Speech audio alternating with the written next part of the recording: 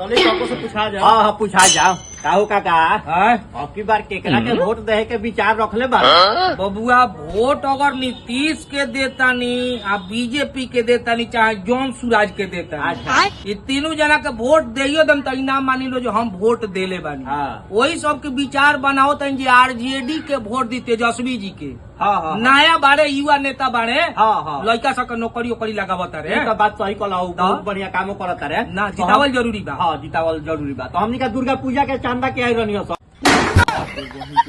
बबुआ तेजस्वी जी के नाम पर 500 का हो, हम 1000 चांदा दे खातिर तैयार बा। हाँ दो तारा के पहले बात तो देबो ना।